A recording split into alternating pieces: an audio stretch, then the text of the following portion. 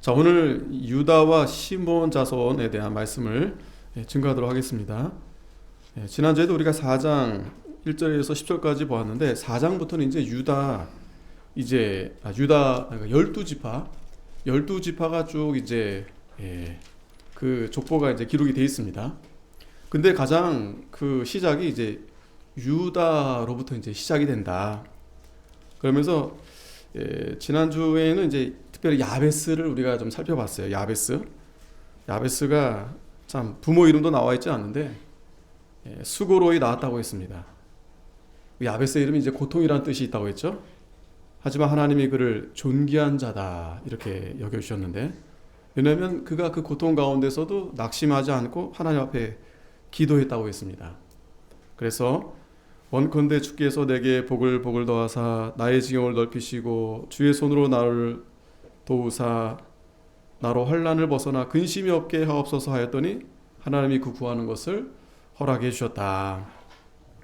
아마도 이제 에스라가 이 성경을 기록하면서 지금 포로로 귀환했는데, 그 서론 부분에도 말씀드렸지만 이스라엘 백성들이 어떤 죄책감에 있고 또 수치심과 지금 그들이 한 70년 동안 이제 포로로 끌려가 있다가 다시 돌아왔지만 이미 다 무너져 있고, 그죠? 참 다시 아주 이렇게 새롭게 세워야 되겠는데 쉽지 않죠. 그런데 야베스라는 인물을 통해서 그들에게 이 야베스 부모 이름도 나타나지 않지만 그래도 그가 그 어려운 가운데서 낙심하지 않고 기도하니까 하나님이 그 기도를 들어주셨다. 이 야베스의 기도가 그들에게 또한 오늘 저와 여러분들에게도 굉장히 큰 위로와 힘이 될 것입니다. 자, 그러면서 이제 계속해서 이제 오늘 이제 11절부터 계속 이제 1절부터 쭉 이제 유다의 그 후손들에 대한 이제 족보가 쭉 기록이 되어 있는데, 오늘 이제 14장에서는 이제 유다 지파와 이제 시몬 지파 이제 두 지파에 대해서 이제 살펴보려고 합니다. 자, 퀴즈입니다.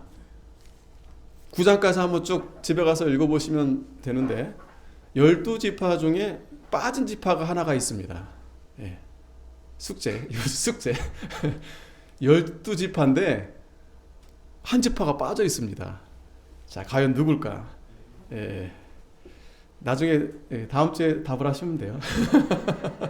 지금 혹시 아는 사람 있어요? 누굴까요? 12지파 중에 이름이 제일 짧은데 자, 단지파가 없어요. 단지파가 없는데 여러분들이 쭉 눈으로 이제 집에 가셔서 확인해 보시면 됩니다.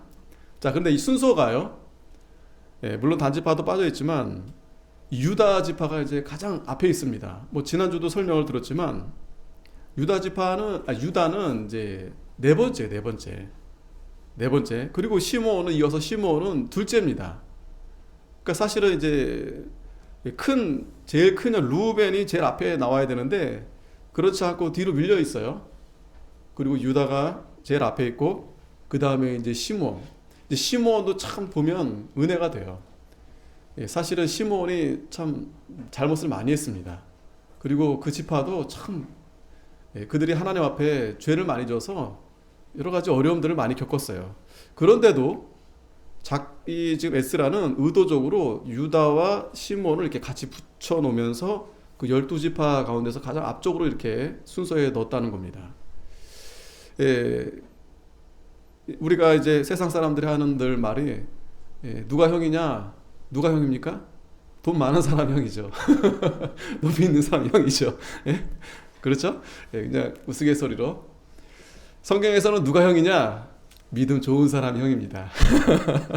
유다가 12지파 중에 물론 네 번째지만 그 가운데서 가장 여러 면으로 볼 때 이제 뒤에 우리가 좀 보면 이제 알겠지만 참 유다가 그 이름에 걸맞게 그 레아가 엄마죠. 레아가 유다를 낳으면서 하나님 앞에 찬양을 드립니다. 그래서 유다라는 이름이 찬양. 시몬이란 이름의 뜻은 뭘까요? 들으심, 하나님 들으셨다는 뜻인데, 왜 들으셨다라는 이름을 넣는가 하면, 그러니까 시몬이 태어났을 때 참 그 레아가 마음이 힘들었어요. 그래서 우리가 창세기 앞에서도 보면은 그가 고통 중에, 그러니까 남편이 자기를 사랑하지 않는 거예요. 그러면서 하나님이 그 아들을 이제 루벤 첫째를 주셨죠. 그런데도 남편이 나를 총애하지 않자 그 총이 이제 어떤 변형에서는 이제 사랑하지 않았다는 말도 되는데, 또 어떤 직설적으로 어떤 표현에는 미워하다라는 말이 있더라고요. 미워하다. 그러니까 레아가 참 불쌍한 여인이에요. 사실은 이제 그 동생이 원래 먼저 결혼해야 되는데 아버지가 언니 먼저 이렇게 밀어 넣어서 자기도, 예? 물론 결혼 안 할 건 아닌데 참 어떻게 하다 보니까 이제 결혼하게 됐는데, 남편이 자기를 미워하는 겁니다. 그러니까 사랑을 안 하는 것도 참 쉽지 않은데, 그 좀 더 직설적인 표현은 어떤 번역에 보니까 미워했더라 이렇게 돼 있어요. 미워했더라. 그리고 그 라헬도 만만치 않아요. 언니를 얼마나 시기하고, 또 자기는 아이가 없다 보니까 그런 중에 둘째 아들 시몬을 낳은 거예요. 그러니까 엄마가 마음이 그 힘든 가운데 아들을 낳았으니, 예? 이제 뒤에도 살펴보겠지만 시몬과 그리고 셋째가 레이거든요. 시몬과 레이는 아주 성격이 아주 그냥 개박합니다. 예? 이제 그런 부분들 이제 이때 뒤에다 말씀드리겠지만, 자 우선 그거는 그냥 참고만 하시면 됩니다. 꼭 그렇다고 해서 그 자식들이 이제 꼭 그렇다라고 볼 수는 없고, 이제 그런 영향이 좀 있었겠구나, 그죠?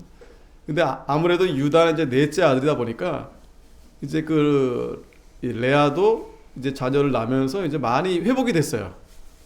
회복이 되고, 그러니까 하나님이 내가 고통받고 있는데 하나님이 시몬을 주시고, 또 레위를 또 주시니까, 이제 레위가 이제 이름이 뜻이 연합이라는 뜻이 연합. 레아가 누구랑 제일 연합하고 싶었겠습니까? 예, 남편하고 제일 가까워지고 싶었겠죠. 그러니까 이제 레위까지 낳았으니까 이제 나는 정말 남편이 나를 너무나 사랑하겠다. 그리고 유다까지 주셨네요.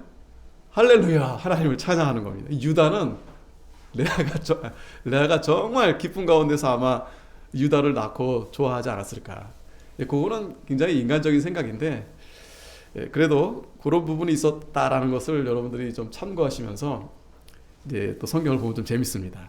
자, 어찌됐든 이제 1절부터 10절까지 쭉 이제 우리가 지난주에 이제 살펴봤고, 그 가운데 이제 야베스란 인물이 이제 다른 데서는 이름에 대한 설명이 길지 않은데 2절에 할애해서 이렇게 야베스를 이제 설명을 해 뒀다라고 했습니다. 그러니까 그렇게 한 의도를 우리가 잘 생각해 보면, 그 지금 이제 회복하는 가운데서 하나님의 위로와 또 격려와 그런 이제 말씀이 이제 그 인물 가운데 이제 아마 이제 더 들어 있겠죠. 부각되도록 이렇게 했겠죠. 그러면서 오늘 11절에 수아형 글룹이 무힐을 낳았으니 무힐은 에스돈의 아비요, 에스돈은 베드라바와 바세아와 이르나하스의 아비 드힌나를 낳았으니 이는 다 레가 사람이며, 그나스의 아들들은 온니엘과 스라야여 온니엘의 아들은 하닷이며. 앞에 이름들은 뭐 넘어가도 돼요. 잘 모르니까. 근데 어찌됐든 그래도 성경에 기록되어 있기 때문에 뭐 하나하나 잘 살펴볼 수 있겠지만, 성경에 뭐 기록이 그렇게 이들에 대한 설명이 많지 않습니다. 그런데 유독 우리가 이제 13절에 보면은 잘 익숙한 이름들이죠, 그죠? 그나스의 아들들은 이 온니엘, 스라야, 또 온니엘의 아들 하닷이라 했는데, 이 온니엘 우리가 아마 생각이 날 겁니다. 온니엘이 누구냐? 온니엘이 바로 이제 그나스의 아들인데, 이제 또한 이 갈렙, 여호수아 갈렙 기억나시죠? 여호수아 갈렙, 그 모세 시대 때 이제 그 12지파를 이제 전투함꾼으로 보내는데, 이 갈렙과 여호수아만이 이제 모세와 함께 이제 우리 가야 된다, 하나님의 뜻이다, 저들을 두려워하지 말아라, 저들 우리 밥이다. 근데 나머지 10정탐꾼들이 이제 두려워한 나머지 거기서 이제 큰 문제가 이제 발생했었죠. 그 당시 이제 이 갈렙이 참 거기서 믿음을 보여줍니다. 그 갈렙의 사이가 바로 이제 온니엘인데, 온니엘 또한 이 갈렙과 마찬가지로 참 믿음이 좋은 사람이에요. 잠깐 이제 사사기 말씀을 보면은 1장 12절에 갈렙이 말하기를 기랏 세배를 쳐서 그것을 취하는 자에게 내 딸 악사를 아내로 주리라. 자, 사사기 1장에서는 우리가 잘 알듯이 이제 이스라엘 백성들이 가나안에 들어가서 이제 땅을 정복하는 일이 남았어요. 정복하는 일. 정복한다는 것은 거기 있는 가나안 이민족들 다 밀어내야 돼요. 다 몰아내야 돼요. 뭐 죽이든지 뭐 이렇게 쫓아내든지 다 몰아내야 됩니다. 그때 가장 먼저 앞장선 지파가 유다 지파인데 그 가운데 이 갈렙이 아주 담대합니다. 갈렙과 여호수아, 그러니까 여호수아가 지금 이제 모세가 죽고 나서 이제 가나안 정복에서는 여호수아가 이제 지도자죠. 그 밑에서 이 갈렙이 참 대단해요. 앞장서 가지고. 자, 그런데 이 갈렙이 이제 말하는 겁니다. 이 기럇 세벨을 쳐서, 이 기럇 세벨이 뒤에도 설명 나오지만은 이 굉장한 이 세력이에요. 만만치 않습니다. 근데 갈렙이 뭐 좀 상대가 안 될까봐 누구한테 넘기는 게 아니고 기회를 준 겁니다. 이 기럇 세벨을 칠 사람 나와라. 그러면 내 아내 악사를 주겠다. 그러니까 갈렙의 아우요 그나스의 아들인 온니엘이 그것을 취한 고로 갈렙이 그 딸 악사를 그에게 아내로 주었더라. 자, 이 온니엘이 다 주저주저 하는데 나가서 싸워서 이긴 겁니다. 그 상대가 대단한 상대예요. 마지막에 이제 남았었는데 그 굉장히 쉽지 않은데 이때 이제 온니엘이 가서 이제 싸워서 이긴 거예요. 대단하죠. 뿐만 아니라 이 온니엘은 이 사사기 가장 이제 처음 이제 사사가 됩니다. 사사. 그때 하나님께서 이제 그 메소보다미아 왕 구사 리사다임이라는 자가 있는데 그들로 하여금 8년 동안 이제 그렇게 이제 침략을 당했어요. 그때 하나님 앞에 간절히 부르짖자 하나님이 구원자를 보냈는데 바로 온니엘.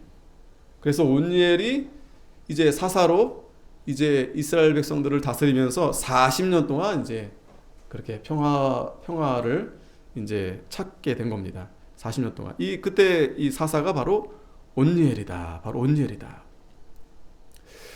자, 그리고 계속 보겠습니다. 본문을 14절에 무오노데는 오브라를 낳았고 스라야는 요압을 낳았으니 요압은 게하라심의 조상이라. 저희들은 공장이었더라. 자, 이 공장이라는 표현은 이제 기술자. 그러니까 유다 지파 안에도 이렇게 뭐 야베스처럼 부모도 없고 어려운 가운데서 이렇게 이겨낸 그런 인물도 있지만 또 이렇게 기술자들도 있었다. 이제 유다 지파 가운데 이렇게 공장이었더라라고 이제 기록이 된 건 그 부살렐처럼 대단한 사람인 거예요. 이 사람들도 이런 자들이 또 있었다라고 기록한 겁니다. 또 여분네 아들 갈렙의 자손은 이루와 엘라와 나암과 엘라의 자손과 그나스요. 갈렙에 대해서 길게 소개하진 않지만 어쨌든 여기서 이제 이 갈렙 정말 대단한 사람이에요. 갈렙이 여호수아만큼 정말 훌륭한 믿음을 가진 사람입니다. 잠깐 우리가 앞에 참고를 해보면 신명기 1장 35절에 이 악한 세대 사람들 중에는 내가 그들의 열조에게 주기로 맹세한 좋은 땅을 볼 자가 하나도 없으리라. 왜냐하면 들어가서 이제 가면 되는데 정탐을 하고 오고 나서 완전히 그냥 여론이 바뀌어버렸어요. 여론이 뒤집어졌어요. 여론이 안 된다. 이 부정적으로 하나님에 대한 믿음이 없는 자들이 그렇게 이제 두려워하니까 하나님을 원망하기 시작한 겁니다. 그런데 이때 오직 여분네 아들 갈렙은 온전히 여호와를 순종하였다. 모세가 이렇게 칭찬한 겁니다. 다 불평하고 원망하는데 오직 갈렙만 온전히 여호와를 순종했다. 이 갈렙의 이름이 예전에 한번 그러니까 하여튼 이름이 그렇게 좋은 이름은 아니에요. 그리고 그 출신이 아마 뭐 이방 쪽에서 이렇게 뭐 그런 제가 좀 자세히 기억이 안 나는데 어쨌든 그렇게 출신은 변변치 않은데 이 갈렙이 아주 믿음이 좋은 사람이에요. 그래서 온전히 여호와를 순종했기 때문에 그는 그것을 볼 것이요. 그러니까 결국 가나안에 누가 들어갑니까? 갈렙과 여호수아 그리고 20대 미만의 젊은 아이들만 들어가게 되죠. 나머지 어른들은 다 그냥 거기서 그 광야에서 다 죽게 됩니다. 이 온전히 여호와를 순종했던 이 갈렙. 이때 갈렙은 나이가 40이었어요. 여호수아도 그 정도 나이가 아마 비슷할 겁니다. 갈렙과 여호수아가. 근데 그 둘만 들어가고 나머지 어른들은 다 그냥 광야에서 죽게 된 겁니다. 자, 뿐만 아니라 여호수아 또 10장 14장 10절에도 보면은 이 갈렙이 이제 나이가 85세가 됐는데 85세 적지 않습니다. 지금도 만만치 않은데 이 당시도 굉장히 노인이에요. 그런데도 뭐라고 말하냐면 보소서 여호와께서 이 말씀을 모세에게 이르신 때부터 이스라엘 이 광야에 행한 이 45년을 동안을 여호와께서 말씀하신 대로 나를 생존케 하셨나이다. 오늘날 내가 85세로 돼. 모세가 나를 보내던 날과 같이 오늘날 오히려 강건하겠습니까? 나이가 드시면 아무래도 이제 그러니까 육신은 좀 쇠하겠죠. 그러니까 강건하다는 건 뭐예요? 그러니까 어떤 그 영적으로 더 강건하단 말이겠죠. 그러나 또한 그래도 아직도 그래도 자기가 감당할 수 있다라는 거겠죠. 그러니까 젊은 사람에 비해서는 강건할 수는 없지만 그래도 이 갈렙은 벌써 이미 마음이 청춘인 거예요.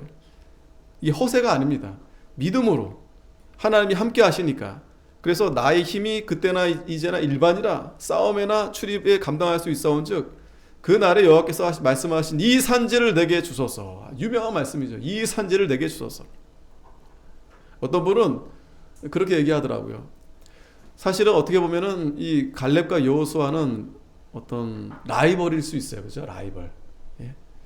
아무리 믿음이 둘이 좋다 해도 그런데 이 모세의 수종을 들었던 여호수아가 이제 리더가 되고 갈렙은 어떤 좀 시기심이 좀 들어올 수 있을 텐데 그렇지 않고 자기 그 위치에서 최선을 다하는 거예요. 이걸 보면 참 이 갈렙이 어떻게 보면은 그러니까 여호수아는 그 리더의 위치에서 아주 그냥 믿음이 좋은 사람이라 했다면 이 갈렙은 어떤 평신도 가운데서 굉장히 그래도 여호수아 못지않게 그러면서 이 산지를 내게 주소서. 교만하지 않은 거죠. 여호수아 자리를 달라는 게 아닙니다. 자기가 맡은 그 위치에서 하나님이 자기가 이 일을 감당할 수 있도록 끝까지 감당할 수 있도록. 그런데 이 아낙 사람이 있고 그 성읍들은 크고 견고할지라도 여호와께서 혹시 나와 함께 하시면 내가 필경 여호와의 말씀하신 그들을 쫓아내리이다. 이 아낙 자손들 대단한 사람들이에요. 거인들입니다. 자, 이 갈렙과 이 온니엘이 둘이 이제 가깝기도 하고 또 이제 사위지간이고 그러지만 중요한 것은 이 유다 지파 가운데 이런 인물들이 우리에게 보여주는 것은 참 이 정신, 믿음, 즉 여호와를 온전히 따르는 자가 있다라는 온전히 따르는 자. 그러니까 여호와를 온전히 따르는 자들이 있었기 때문에 하나님의 일이 그들이 제일 앞장서서 하나님의 일이 되어 가는 겁니다. 하나님의 일이 되어 가는 거예요. 그들이 뭘 많이 가져서 뭘 똑똑해서 그런 게 아닙니다. 갈렙도 보세요. 85세예요. 근데 자기가 하겠다는 거잖아요. 그런데 하나님이 왜 쓰시는가? 그 믿음을 보고 쓰시는 겁니다. 여호와를 온전히 쫓는 그 믿음. 그러니까 믿음이 그 육신의 한계를 뛰어넘는 거예요. 그러니까 하나님이 그렇게 쓰시는 겁니다. 근데 아무리 건강하고 아무리 젊어도 믿음이 없으면 육신은 아무리 건강하고 강할지라도 하나님의 일을 감당 못해요. 그거 뭐 좀 하라 그러면 저 못합니다. 저 잘 힘을 못 쓰는 거예요.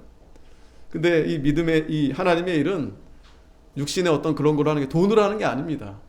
어떤 자기의 능력으로 하는 게 아니죠. 하나님이 감당케 해주셔야 되는 거예요. 하나님이 그 믿음을 보시고 그 믿음대로. 그래서 아마도 이 유다 지파 그런 면들이 있기 때문에 하나님이 그들이 제일 이렇게 앞장서서 또 이를 본보기로 해요. 사실 여러분 그 바벨론에 잡혀간 대부분 포로들은 유다 지파들이에요. 유다 지파. 그죠 여러분? 이 북이스라엘과 남유다로 이렇게 갈라졌잖아요.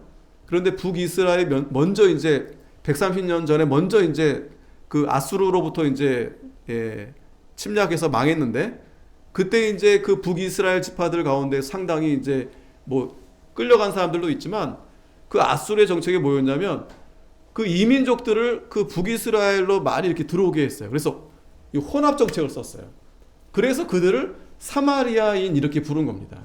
그래서 유대인들이 되게 싫어해요. 왜? 저들은 섞여 있기 때문에.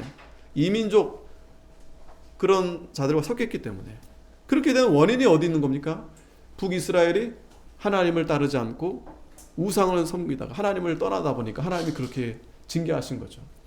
그리고 그나마 이제 남유다가 이제 믿음으로 이제 지키고 있다가 결국 이제 바벨론으로부터 이제 망하게 되죠. 그러면서 유다의 그 귀족들 그리고 왕 족속 다 대부분, 그러니까 엘리트들은 대부분 바벨론으로 이제 끌려가게 된 거예요. 우리가 잘 아는 다니엘, 또 뭐 사드락과 메삭 아벤누고 다 훌륭한 사람들이에요. 다 굉장히 집안도 좋고 또 믿음도 좋고, 그러니까 제사장들 다 끌려갔어요. 유다의 남은 자들은 뭐 가난하고 뭐 이렇게 힘없는 자들만 남아 있고 다. 자, 그런데 그리고 이제 70년 동안 있다가 온 건데, 거기 끌려간 사람들이 이제 나이 많은 사람들은 70년 동안 뭐 대부분 이제 뭐 돌아가신 분들도 많겠죠. 그리고 거기서 새롭게 태어난 이제 젊은 층들이 이제 젊은 층들과 함께 다시 이제 돌아온 거겠죠. 근데 돌아왔을 때 대부분 그 귀한 자들이 유다 지파가 대부분이었어요. 대부분. 그리고 뭐 몇몇 다른 이 시몬 뒤에도 있지만 시몬도 있지만 대부분 이제 유다 지파가 이제 돌아오게 된 겁니다. 근데 어찌됐든 그러한 돌아온 유다 지파들이 이제 에게 있어서 가장 위로가 되고 힘이 되는 그러한 인물들을 이제 이렇게 의도적으로 작가가 이제 부각시키는 거죠. 그 이름들을 이제 거론하면서 설명 굳이 안 해도 온니엘, 그렇지, 갈렙, 그렇지, 우리 손자인데 굉장히 하나님을 온전히 따름으로 해서 하나님이 그들로 하여금 이렇게 지금은 비록 그들이 다시 이제 회복하는 과정이었지만 그 전에 하나님이 그렇게 큰 영광을 주셨는데 그러한 것을 생각나게 하려고 이렇게 이름들이 이제 기록이 된 겁니다. 그러면서 자 이제 여호수아 이제 본문은 이제 그래서 이제 갈렙에게 이제 하나님이 이렇게 기업을 쫓게 해서 전쟁에 이겨서 한 거고, 16절 다시 본문 들어오면 여할렐렐의 아들은 십과 시바와 디리아와 아사렐이요 에스라의 아들들은 예델과 메렛과 에벨과 얄론이며 메렛은 미리암과 삼메와 에스드모아의 조상 이스바를 낳았으니 이는 메렛에 취한 바로의 딸. 여기서 또 재밌는 거는요, 이 메렛이 바로의 딸과 결혼을 했어요. 비디아. 이 쉽지 않은 일이죠, 그죠? 이 비디아가 믿음이 좋은 건지 아니면 메렛이 정신이 없는 건지 어찌됐든 중요한 것은 이 바로의 딸이 이 유대인과 결혼한다는 건 굉장한 겁니다. 왜냐면 바로가, 그러니까 예를 들어서 여러분 굉장히 부잣집 딸이 바로의 딸입니다. 왕의 딸이에요. 근데 알지 못한 그 가난하고 작은 그 나라의 뭐 누구지도 모르는데 그런 총각하고 좀 결혼한 거예요. 그러면 참 하나님의 은혜인 거죠. 애굽 여인이었지만 그래도 이 비디아가 그래도 하나님이 이제 귀하게 쓰시지 않았는가, 이렇게 우리가 추측해 볼 수 있겠는데, 그리고 또 한편으로는 이 유다 족보가 다 순수 혈통이 아닙니다. 앞에도 뭐 다말도 있었죠. 그 가나안 여인, 그 또 유다가 그 며느리하고 그렇게 해가지고 자식을 낳고 했는데, 또 룻도 있고 모함 여인도 있고, 이렇게 사실은 순수한 혈통이 아니에요. 그러나 분명한 것은 이 하나님의 은혜로, 하나님의 섭리로 이렇게 하나님께서 그 언약의 계보를 이어가게 하시는 겁니다. 자, 그래서 어찌됐든 그 아내 여후디아는 그돌의 조상 예렛과 소고의 조상 헤벨과 사노아의 조상 여구디엘을 낳았는데, 나암의 누이인 호디아의 아내의 아들들은 가미 사람 그일라의 아비와 마아가 사람 에스드모아며, 시몬의 아들들은 암논과 린나와 베나한과 딜로니요, 이시의 아들들은 소헷과 베노헷이라. 어쨌든 이 유다의 이 족보 이름들이 하나님이 이렇게 번성하게 해 주셨다. 이런 이런 것을 우리가 또 엿볼 수 있습니다.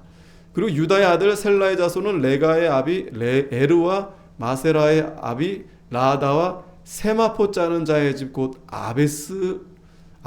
아스베야의 집 족속과, 여기 보면 세마포 짜는 자의 집, 잘은 모르겠지만 이렇게 이름이 이런 일을 한다는 것은 보통 사람이 아니다라는 걸 드러내는 겁니다. 이 세마포 고운 이 베옷을 말하는데 이거 귀한 거죠. 그래서 이런 옷들은 아무나 입지 않습니다. 제사장, 귀족, 그러니까 그런 이것을 만드는 자의 집이다라는 거예요.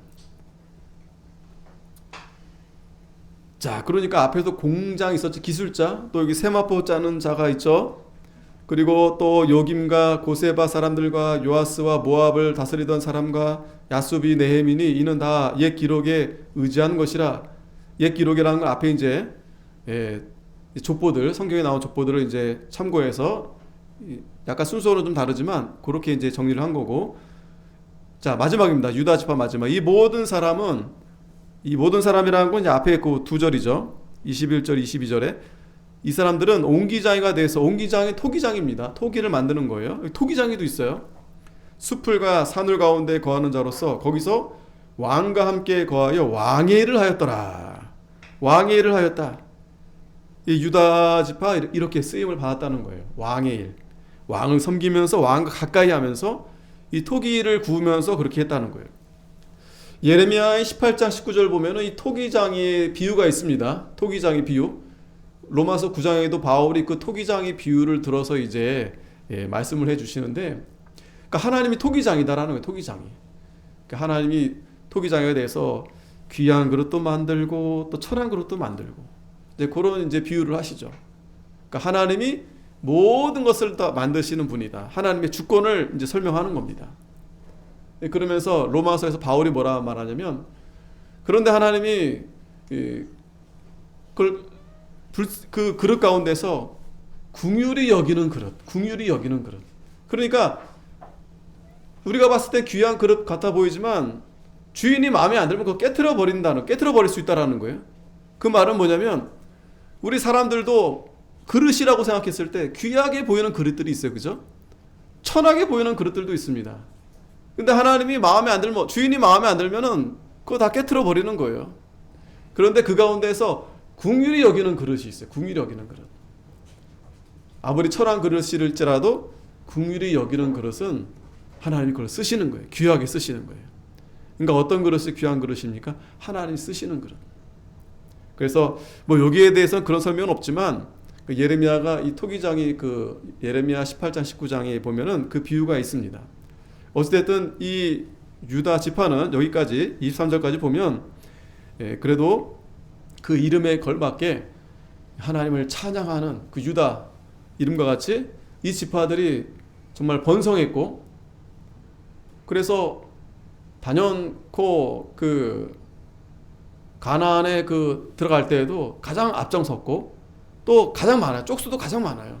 그리고 그 안에 지금 뭐 야베스도 있지만 공장장이도 있고 세마포 짜는 사람도 있고 또 갈렙 같은 사람도 있고 온니엘 같은 사람도 있고, 이런 이름들을 이제 알리면서 그 이제 후손들이 그렇다, 우리 선조들이 갈렙처럼 여호와를 온전히 따랐었다, 하나님이 기뻐했고 하나님이 그래서 그렇게 복을 주셨고, 그러한 위로와 격려와 그러한 것을 이제 생각나게 하는 거죠. 그런 것을 이제 깨닫게 하는 거죠. 자, 그 다음에 이제 시므온은 짧아요. 24절에 시므온의 아들들은 느무엘과 야민과 야립과 세라와 사울이요. 이 사울은 이 다윗과 그 사울이 아닙니다. 살롬이요 그 아들은 밉삼이요 그 아들은 미스마요, 미스마의 아들은 함무엘이요 그 아들은 사쿠리요 그 아들은 시므이라. 시므이는 아들 16과 딸 6이 있으나 그 형제에게는 자녀가 몇이 못되니 그 온 족속이, 자 여기가 중요해요, 유다 자손처럼 번성하지 못하였더라. 이 문맥의 의미가 뭘까요? 유다랑 비교했을 때는 참 형편없다는 얘기죠. 그런데 그럼에도 불구하고 하나님이 이 시므온에게 그래도 비록 작지만 버리지 않고 그래도 그들을 그 나름대로 번성하게 해주셨다라는 것입니다. 그래서 계속 보면 시므온 자손에 거한 곳은 브에세바와 몰라다와 하살수알과 비라와 에셈과 돌랏과 부두엘과 호르마와 시글락과 벳말가봇과 하살수심과 벳비리와 사라임이니 다윗 왕 때까지 이 모든 서곡이 저에게 속하였으며, 무슨 말인가 하면 그 이제 뒤에 잠깐 또 살펴보겠지만은 이 시므온 지파가 이제 가나안에 들어갈 때 상당히 많은 그 인원이 감축이 돼 버렸어요. 왜냐하면 그 물론 이제 야곱의 그 축복 그 가운데 그 말씀 그 예언대로 이제 시므온 지파, 레위 지파도 마찬가지입니다. 이제 흩어지게 되리라. 이제 그렇게 된 이유가 그 세겜에서 그 디나가 자기 누이 동생인데 어쨌든 그 세겜 사람한테 강간을 당했거든요. 근데 그걸 복수한다고 그 세겜 왕 아들을 불러다가 다 이제 너희들이 할례를 해야 된다. 그러면 이제 결혼하겠다 해놓고 할례를 하니까 고통받고 있잖아요. 그때 가서 다 죽여버린 거예요, 남자들을. 이 시므온과 레위가. 아까 말했죠? 레위와 시므온을 그 엄마가 어떨 때 낳았다고요? 고통받을 때. 그래서 그랬는지 그 어렸을 때부터 자기 엄마를 보면 엄마가 힘들어하고 있는 거예요. 사랑도 못 받고 있고. 이제 그런 이제 심리학적으로 이제 생각해 볼 수도 있겠다. 정확한 건 아닙니다. 근데 어찌됐든 그 환경이 그러다 보니까 이 레위와 이 시므온이 굉장히 다혈질이고 막 괴팍합니다. 못 참아요, 막. 그러니까 그걸 다 죽여버린 거예요. 억울하지만 그거는 그렇게 해서 될 일이 아니잖아요. 이제 그런 일이 있어가지고 굉장히 큰 위기가 있었지만 하나님의 은혜로 이제 야곱의 이제 자손들이 이제 살게 됐는데, 야곱이 죽기 전에 이제 그거를 기억해서 이제 축복 아닌 저주 아닌 축복을 합니다. 이제 그 내용 끝에 제가 말씀드리겠지만 어찌됐든 흩어지겠다 좋은 말이 아니잖아요.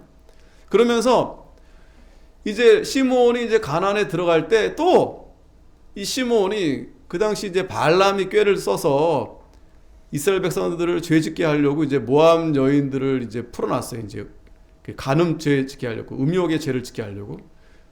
근데 그때 하나님께서 이제 그 죄를 진 사람들 연병을 일으켜서 24,000명이 죽게 했거든요. 근데 하나님이 그때 뭐라 그랬냐면 그 죄를 짓는 두령을 죽여라 그래서 목을 매라 달아라. 그때 누가 죽냐면 시므온의 족장 시므이가 그때 미디안 여인과 그렇게 이제 간음하고 있는 장면을 비느하스가 창으로 뚫은 거예요. 그렇게 죄 짓고 있는데 둘을 그냥 같이 그냥 뚫어버린 거예요. 그래서 이제 하나님이 이제 용서해 주셨는데 그때 24,000명이 죽게 됐는데 거기에 다 이제 그 시므온 지파가 상당수를 차지했는지는 몰라요. 그런데 결과적으로 인구 조사를 합니다. 이제 가나안에 들어가기 전에. 그때 원래 그 시므온이 그래도 랭킹 3위였어요. 적지 않았어요. 처음에는. 유다가 제일 많고 유다가 한 6만인가? 하여튼 7만인가 되고 시므온이 5만 9천 돼요. 굉장히 많았어요. 그런데 그 사건 이후로 인구 조사해보니까 2만 2천 3만 명이 훅 떨어져 버렸어요. 갑자기. 이 시므온이 제일 많이 그 인원이 이제 줄어든 거예요. 그러니까 이제 가나안에 들어가서 이제 땅을 분배하는데 시므온이 많지가 않잖아요. 그러니까 시므온이 어디로 이제 편성이 되냐면 유다가 얻은 땅에 그걸로 이제 들어가게 되는 거예요. 또 나머지는 흩어져 있고. 자, 그러다 보니까 결국에는 이 시므온이 이제 유다 안에 있는 거죠. 유다 안에 있으면서도 그래도 시므온이 완전히 이제 없어지진 않았는데 이제 여기 다윗 왕 때까지 이 모든 서곡이 저에게 속했다. 그러니까 다윗 이후에서는 이 시므온이 이제 거의 이제 흡수됐다. 유대에 이제 흡수됐다. 이렇게 보시면 됩니다. 자, 다시 본문 들어오면 이 위에 농면된 자는 다 그 본족의 족장이라 그 종족이 더욱 번성한지라 저희가 그 양떼를 위하여 목장을 구하고자 하여 골짜기 동편 그돌 지경에 이르러 아름답고 기름진 목장을 발견하였는데 그 땅이 광활하고 안정하니 이는 옛적으로부터 거기 거한 사람은 함의 자손이 까닭이라. 근데 여러분 이 내용을 잘 보시면 이 위에 농면된 자가 유다와 히스기야 때에 가서 저희의 장막을 쳐서 파하고 거기 있는 모온인 사람을 쳐서 진멸하고 대신하여 오늘까지 거기 거하였으니 이는 그 양떼를 먹일 목자에 거기 있음이며 또 시몬 자손 중에 500명이 이시의 아들 블라다와 느아랴와 르바야와 우시엘로 두목을 삼고 세일산으로 가서 피하여 남아있는 아말렉 사람을 치고 오늘까지 거기 거하였더라. 자, 여기 이렇게 보면 시몬이 여기까지 정리가 됐는데, 이걸 보면 아까 제가 부연 설명해 드린 걸 봤을 때 야곱의 예언대로 흩어지게 됐잖아요. 저주받은 겁니다. 그런데 하나님이 이들을 그래도 불쌍히 여기셔서 이렇게 남아두신 거예요. 남아두게 하신 거예요. 그리고 이들은 그런 가운데서도 끝까지 싸우고 그러면서 이렇게 자기 그 영역을, 지역을 지키고 있으면서 하나님이 이렇게 그래도 그들을 외면하지 않고 그들을 이렇게 살려주시고 복을 주셨다. 이제 그런 의미로 우리가 이렇게 볼 수 있습니다. 시몬. 자, 정리를 해보자면 이게 이제 창세기에 이제 야곱이 죽기 전에 그 예언한 말씀을 우리가 보면 좀 이해가 돼요. 창세기 49장 5절에 보면 시몬과 레이는 형제요 그들의 칼은 잔해하는 기계로다. 아까 그 사건 때문에 야곱이 이렇게 표현한 겁니다. 그런데 여러분 지금 이 5절부터 쭉 앞에 이제 루벤부터 쭉 이제 12지파에 대해서 이제 야곱이 축복하는 내용들이에요. 축복입니다. 축복. 내 호나 그들의 모의에 상관하지 말지어다. 내 영광아 그들의 집회에 참여하지 말지어다. 왜냐하면 이 레위, 시몬 둘이 같이 늘 항상 작당을 하나, 작당. 예? 왜 그럴까 곰곰이 생각해 보니까 아까도 말씀드렸지만은 자기 엄마가 늘 그렇게 그렇게 고통을 받았으니 이 끔찍한 거죠. 이 두 아들이 우리 엄마 너무 불쌍하다. 가만 안 둬야 되겠다. 이런 게 알게 모르게 이제 쌓였는지, 그러니까 둘이 하여튼 그 작당을 하는 거예요. 그리고 또 한 가지 있어요. 요셉을 구덩이에 빠뜨리죠. 요셉을 죽이려고 했잖아요. 그때도 아마도 성경에는 정확하게 표현하지 않지만 루벤은 그래도 이제 이렇게 되면 아버지한테 큰일 난다.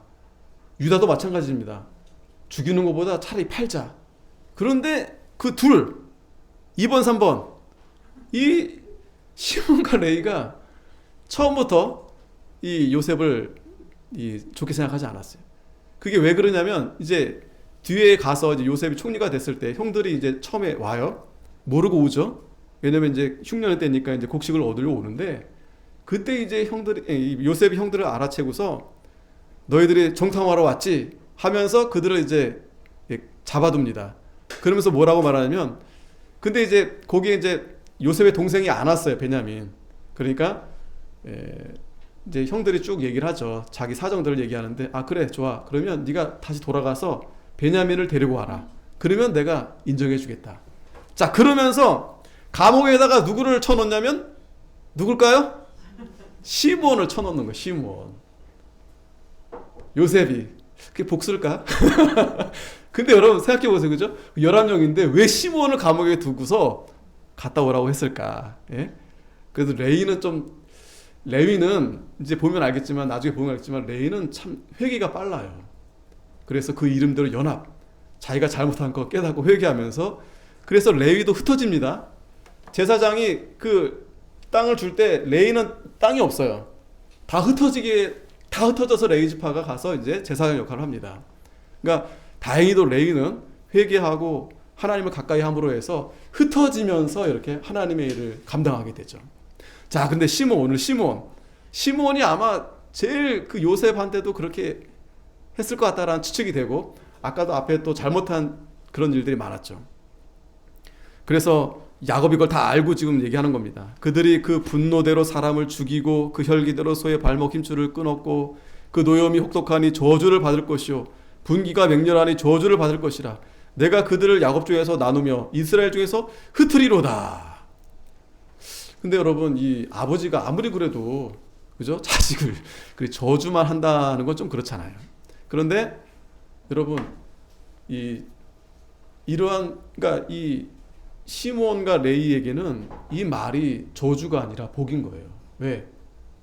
자신들이 잘못한 것에 대해서 회개하지 않으면 그들은 영 회복을 할 수 없거든요. 그러니까 이게 저주 같지만 그러나 이러한 잘못을 기억해서 하나님 앞에 회개하고 하나님 앞에 가까이 가라고 야곱이 죽기 전에 이렇게 유언을 한 겁니다. 그래서 오늘 본문에 유다 바로 뒤 시몬이 붙은 이유가 거기 있는 거예요. 너무 이 12아들 중에서 정말 다는 아예 없다고 그랬잖아요. 나중에 이제 설명하겠지만 시몬은 진짜 정말 약하고, 근데 그 약하게 된 게 자기들이 죄 짓고 성격도 얼마나 괴팍합니까? 막 그냥 마음 안 들면 찔려 죽이고 그런 자들인데도 그들이 하나님 앞에 회개하고 또 누구한테 붙었습니까? 유다한테 붙은 거예요.